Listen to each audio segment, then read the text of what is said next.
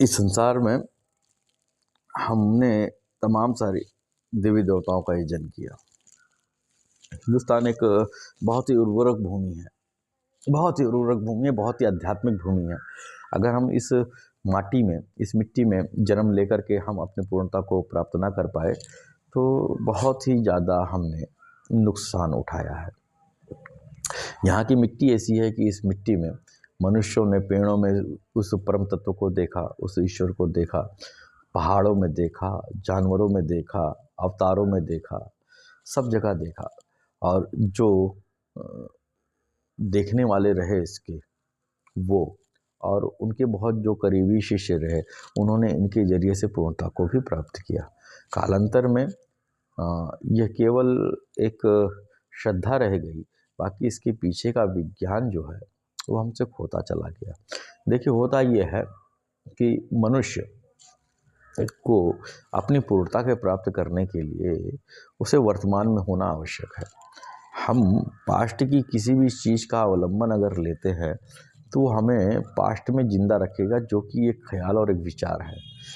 जी आप आज रहे हो, जब तक आज आपकी पूर्णता प्राप्त करने का कोई मार्ग नहीं है तब ये मुश्किल है। तब हम केवल अपने विचारों से, अपने भावनाओं से भ्रमित हो रहे हैं, इसके अलावा कुछ नहीं। इसीलिए हिंदुस्तान में गुरु शिष्य की परंपरा है कि यदि वो व्यक्ति राम का नाम ले रहा है तो राम के स्वरूप में अपने गुरु को देख रहा है, उसकी सेवा कर रहा है। अगर वो कृष्ण नाम ले रहा है तो कृष्ण के रूप में अपने गुरु को देख रहा है और उसकी सेवा कर रहा है। अगर वो राधा नाम ले रहा है तो राधा तत्व के रूप में अपने गुरु को देख रहा है और उसकी सेवा कर रहा है। तो इस संसार में कोई भी चीज़ असत नहीं है। फ़र्क ये है कि हम ऊपर उठ करके उसको पकड़ने की कोशिश करें। और ये केवल मेरे मन का मनोविनोद नहीं है, ये मेरे मन की कल्पना नहीं है, ये वास्तव में ऐसा है। भगवान श्री कृष्ण ने गीता में कहा कि हे अर्जुन, जो व्यक्ति मुझे स्पर्श करता है वो मैं ही हो जाता हूँ, मेरे अलावा कोई नहीं। आप इस पे गौर करें कि हमारे इन आदर्शों ने अपने जीवन में किस प्रकार की साधना को पकड़ा। यदि हम उनको ना पकड़ें, हम उनकी साधना को पकड़ें, हम उनके जीवन के चरित्र को पकड़ें, यदि हम इसको पकड़ने में कामयाब हो गए तो हम पक्का है कि हम अपने जीवन की पूर्णता की तरफ जरूर चले जाएंगे। भ्रमित होने की आवश्यकता नहीं, आप जहाँ पर हैं उचित है। फ़र्क यह है कि उसकी निहितार्थ को समझें। देखिए, होता ऐसा है कि किसी भी चीज़ के निहितार्थ को, उसके तत्व को, उसके मूल को समझना आवश्यक है। जैसे कि मैं आपको अमृत से भरा हुआ एक कलश दे दूं और आपको बोलूं कि ये अमृत है, आप इसको पान करके इस मरण धर्मा जीवन से मुक्त हो सकते हैं। तो अगर आप इसको स्वीकार करके उसको केवल बाहरी परत को उसको चाटना, यानी कि मटकी को चाटना शुरू कर देते हैं, तो आप क्या सोचते हैं कि आप उस अमृत को स्पर्श कर पाएंगे या उस अमृत का लाभ ले पाएंगे? कतई नहीं। उसके लिए आपको मटकी के अंदर जाना पड़ेगा। अगर अब मैं आपको एक नारंगी दे दूं तो आप उसके छिलके के स्वाद से उसके अंदर के मीठेपन का अनुभव कर पाएंगे? कभी नहीं। आपको उसको उतारना पड़ेगा, उस छिलके को उतारना पड़ेगा। और हो ये रहा है कि आज के समाज में हम बाहरी जीवन को ज़्यादा जी रहे हैं, उस बाहरी आवरण को चाट रहे हैं, उसका यजन कर रहे हैं, जबकि होना ये चाहिए हम उसके अंदर उतरें। जब तक हम उसके अंदर नहीं उतरेंगे, जब तक हम उसके निहितार्थ को नहीं जानेंगे, तब तक ये संभव ही नहीं है। यदि एक बार किसी भी तरीके से आप उसके निहितार्थ में, उसके बेस में, उसके मूल में उतर जाएंगे, तो पूरे संसार में आपको एक ही रस दिखाई देगा। ना आपको हिंदू समझ में आएगा, ना मुस्लिम समझ में आएगा, ना क्रिश्चियन समझ में आएगा, ना पंजाबी समझ में आएगा, ना यहूदी समझ में आएगा, कुछ समझ में नहीं आएगा। बस आपको रस समझ में आएगा। और इसी को समझने की आवश्यकता है, क्योंकि यही पूर्णता है। यदि यह संसार उसका रूप है, यदि यह संसार में सत ही सत है, तो असत कहाँ है? तो असत ये मानिए कि हमारे अंदर है। जरूरत है कि मैं अपने इस अहंकार को, अपने इस मैंपन को, अपने इस अहम का त्याग किस तरीके से हो सकता है। उसके लिए तमाम सारी मार्ग हैं कि हम अपने अहम का त्याग कर पाए। अगर हम अपने अहम का त्याग नहीं कर पा रहे या इसके त्याग होने में कोई परेशानी हो रही है, तब कोई भी मार्ग आपको पूर्णता की तरफ नहीं लेके जा सकता। आप मेरे पूर्ववत की तमाम कैसेटों को देख सकते हैं, वक्तव्यों को देख सकते हैं। एक ही चीज़ है कि आपकी चेतना जो है, आपकी जो चेतना जो है वो उच्चतम स्तर पर होनी चाहिए। निम्न स्तर जितनी भी दीक्षाएं हैं, जितनी भी साधनाएं हैं, ये साकाम्य है। जो भी आप करते हो वो कामना के साथ में ही करते हो। अतः ये सारी जो है आपको उस उच्चतम स्थिति पर लेके जाने में सक्षम नहीं है। ऋणात्मक चेतना में रहा हुआ आदमी कभी भी उस पूर्णता को, उस आनंद को, उस परम तत्व को स्पर्श नहीं कर सकता। तो सबसे महत्वपूर्ण बात यह है कि हम अपने अहम को किस तरीके से त्याग पाए, क्योंकि जब मैं था तब हरि नहीं, अब हरि है मैं नाय। तो ये तमाम चीज़ें, अगर मैं केवल एक मूर्ति को, एक प्रतीकात्मक कोई भी चीज़ हो, चाहे वो सुपारी हो, चाहे वो गोबर हो, चाहे वो पत्ता हो, चाहे वो सांप हो, कोई भी चीज़ हो, प्रतीकात्मक रूप में यदि हम किसी को ईश्वर मान लेते हैं, मानो हमारे गुरुजी ने कहा कि हर एक नाम ईश्वर का ही नाम है जो तुम्हें उसका बोध करा दे। ठीक है, तो इस संसार में हर एक चीज़ जो है वो वही है, उसके अलावा कोई नहीं। ताकि वो चीज़ का भान आपसे खत्म हो जाए, वो ईश्वरत्व में आपको प्रवेश करा दे। तो वही है, सारा खेल उसी का ही है। लेकिन इसके अंदर जो सबसे मूल चीज़ आती है, किसी भी रूप में आप ईश्वर का यजन कर रहे हो, तो उसका जो कारण है, उसका जो प्राप्तव्य है, वो आपके अहम का, आपके मैं का खत्म हो जाना है। आपका अहंकार वहाँ पर सरेंडर होता है। परंतु जैसे आप उठते हो वहाँ से, फिर से दुनिया आ जाती है।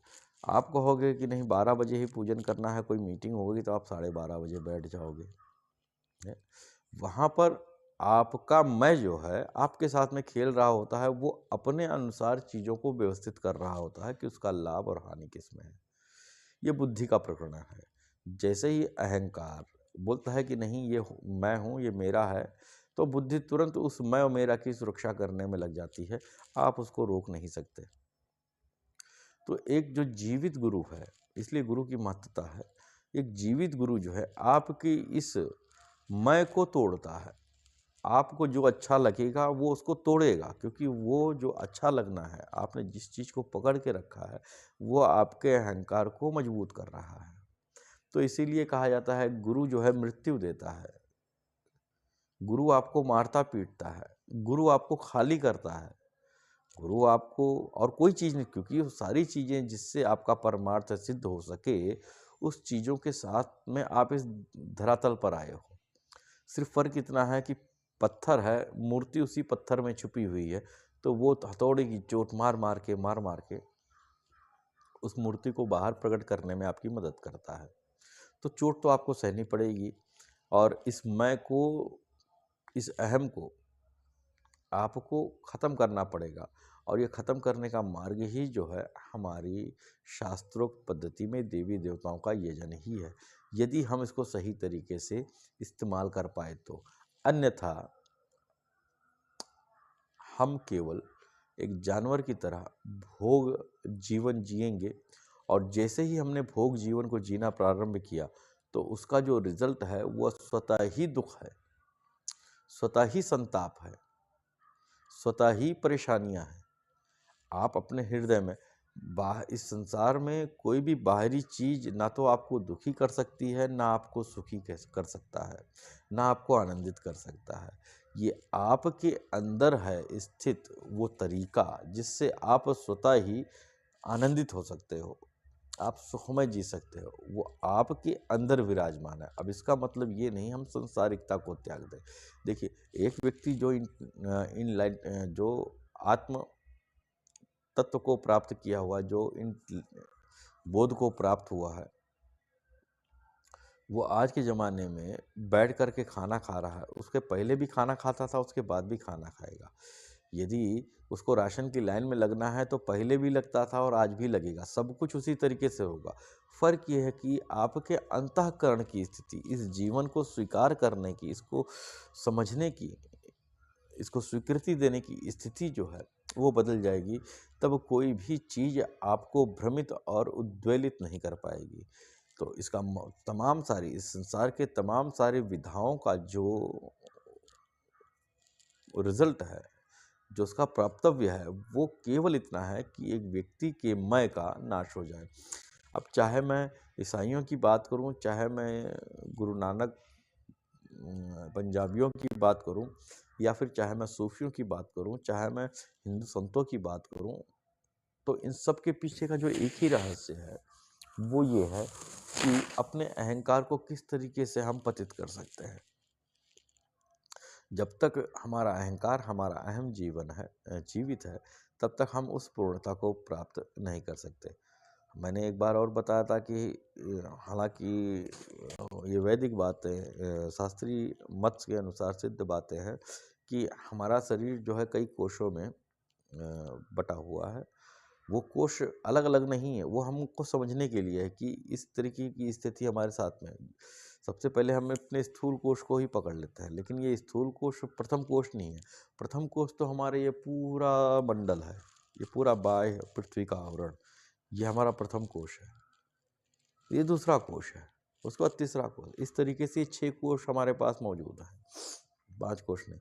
लेकिन ये कोश की समझ ही आपको तब आएगी जब आप अपने आप को समझ पाएंगे। मैंने पहले ही बताया था कि ये जो जड़ शरीर है, इसका तो कोई मतलब ही नहीं है, ये तो अमर है। ये पंच तत्व तो अमर है ना भाई, वो तो हमेशा के लिए है, वो प्रकृति का एक हिस्सा है, उनको कौन सी मृत्यु है। वो आज इस शरीर को बनाने में उन्होंने सहायता दी, कल को वो पेड़ पौधा बना लेंगे, हड्डियों में फास्फोरस निकल जाएगा, सल्फर निकल जाएगा, वो अपनी अपनी चीज़ें करते रहेंगे। आप कहाँ हो? आप शरीर नहीं हो। आपने ब्रह्मोस अपने आप को शरीर मान रखा है।